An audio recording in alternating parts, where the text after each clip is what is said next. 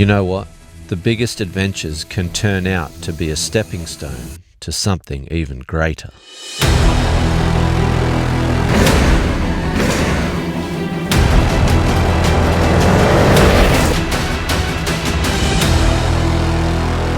By now you probably know the story of the Warhorse, the old bike I found in Norway and rode it to the top of the world.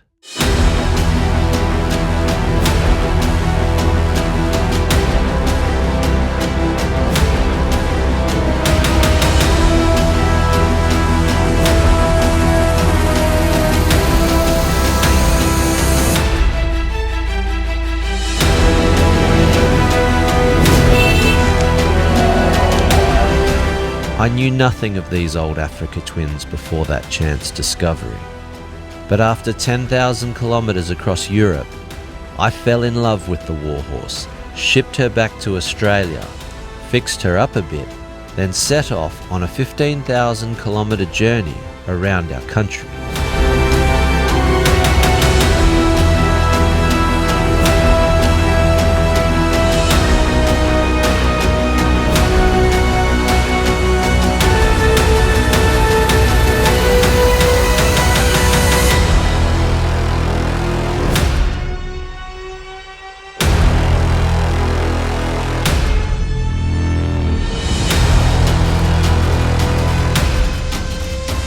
The irony of the Warhorse story is, I travelled halfway around the world to discover a legendary motorcycle which Honda never released into the Australian market, only to later discover somebody had one sitting in their shed down the road from me, and I just had to have it.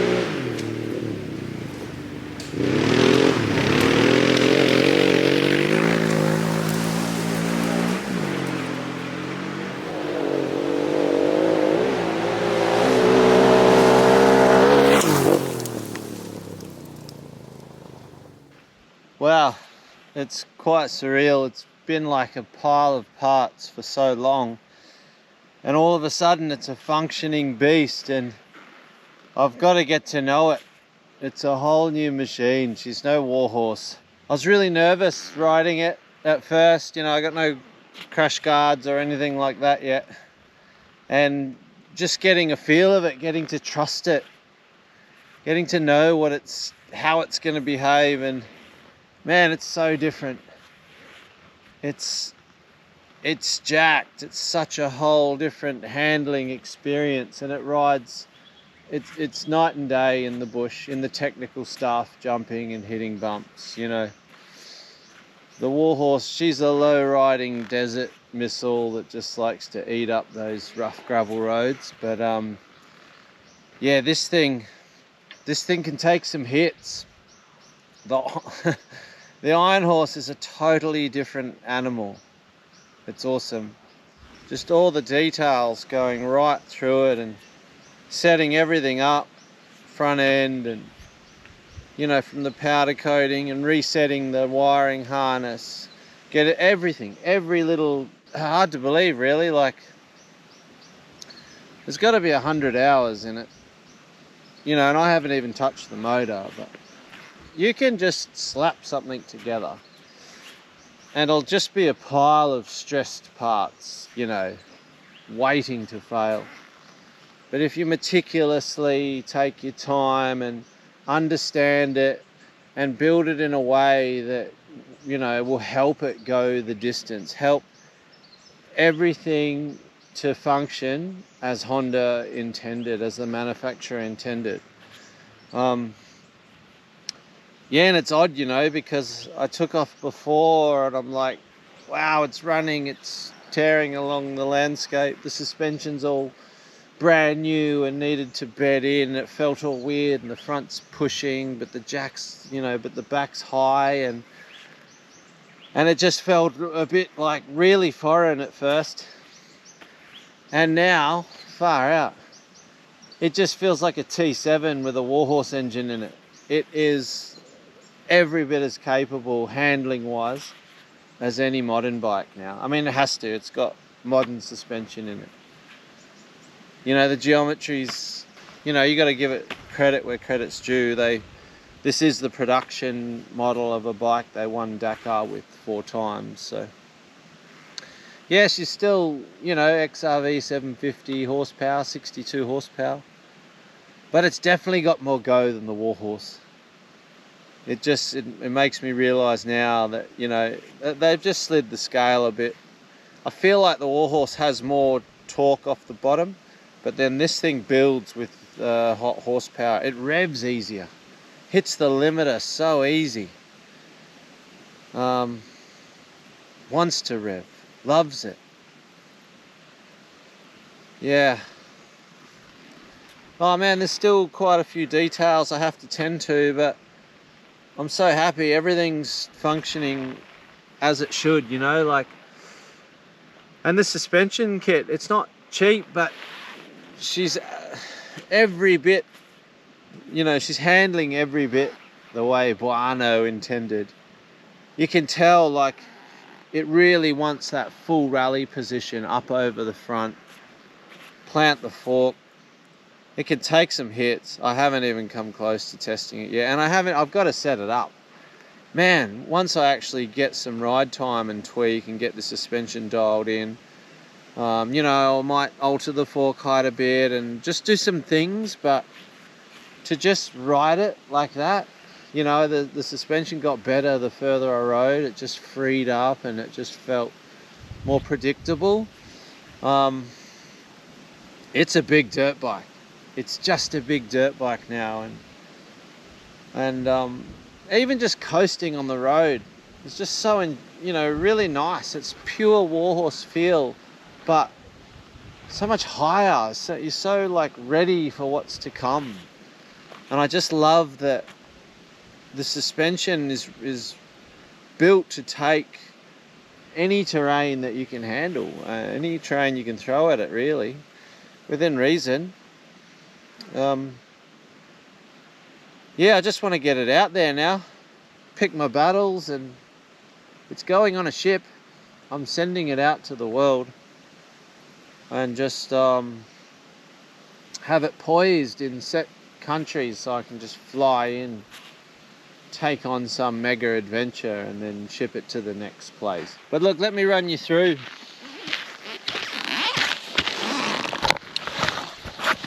I mean, you basically saw a 5-minute video, and there's a lot of stuff that I've done that obviously haven't shown everything, because it demands all your attention when you build a bike, and there's a lot of things that I just like cameras off and just hook in and get it done. But check out these radiator guards. I like it. I just wanted something that is basically going to be impenetrable. It's this aluminium security screen mesh, perforated, really good. Just folded it, riveted some rubber bits on the inside. Yeah, perfect addition. I want to retain some of its heritage, you know. I haven't completely erased its history. So she's still got the original rear guard. Look, it's all in French. Poids max sur les porte-bagages. 10 kilos, right? Even they know, like, you could put 100 kilos on here.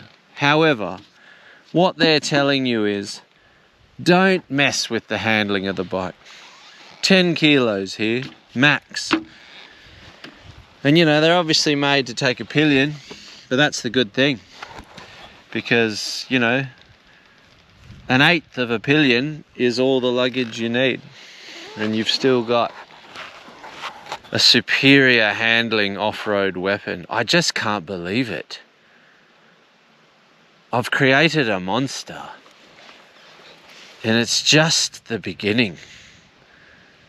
The handling's, it's not even in the Warhorse category anymore. This is the IRONHORSE. Love the fat bar arrangement. Awesome. I've got to get some foot pegs.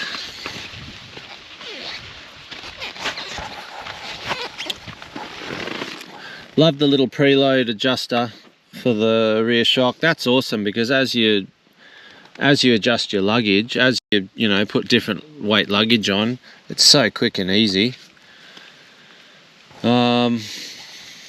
What else can I show you? Not much really. Loving the 18-inch rear. That was the tyre just gets so much grip. Between the, you know, the 62 horsepower and the superior grip, I was struggling to crack a slide, but at the same time, I didn't want to push it too hard. I've got some crash guards for this, so I've got to get them on sooner rather than later. And what else? Wow, I just can't believe it. Look at it. Look at the IRONHORSE. Yes, I'll get it set up. Still got to put the crash guards on. Get a bit of a luggage system sorted, and yeah, then I'm putting it on a ship pretty soon. I've got to sort that out with Bikes Abroad. But all that aside, IRONHORSE is ready to take on the world. Hit the subscribe button, like and share the video, and yeah, we're on here.